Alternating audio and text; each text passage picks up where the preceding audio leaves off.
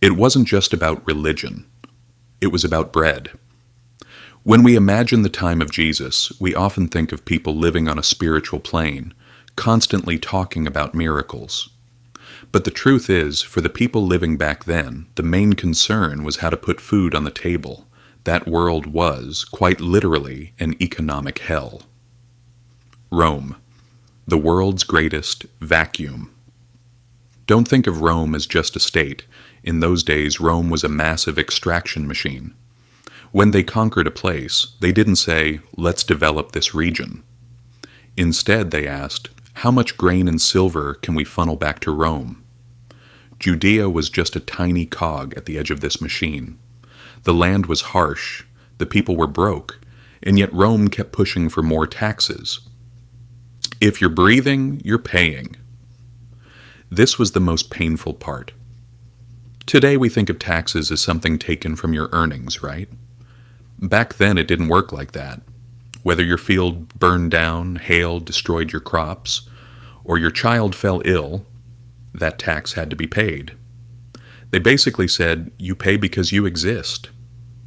To make matters worse, tax collection was outsourced through a bidding system. Whoever promised to collect the most got the job and kept the surplus. The more the tax collector crushed you, the more money stayed in his pocket. The debt trap and loss of land. Let's say you had a bad harvest. What do? You're forced to borrow money from a wealthy person. But interest rates were sky high, and there was no such thing as restructuring or bank aid. If you couldn't pay for 1 year, the lender would come and seize your land. Imagine being the owner of your father's farm one day, and becoming a mere laborer on that same land the next. People weren't just losing money. They were losing their identity and their dignity, a temple or a central bank. The most bitter part was that even the temple, the very place people expected protection from, was part of this system. The temple back then wasn't just for prayer. It was effectively the region's largest bank.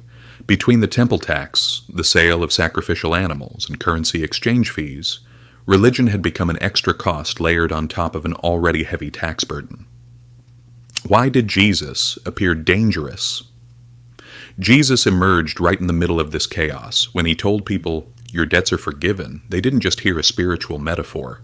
They imagined their heavy debt contracts being torn up and the system being reset. That famous scene where Jesus flips the tables of the money changers in the temple, that was actually a protest saying, you cannot use religion to rob the people. Rome and the local elites realized this man wasn't just saying pray.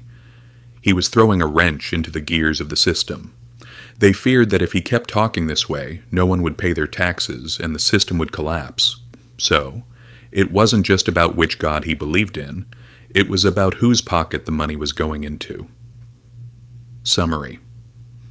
In short, my friend, the story of Jesus was the response of people trapped in an unjust system to a voice saying, another world is possible. Rome crushed the rebellion, but it couldn't uproot that idea of justice from people's minds.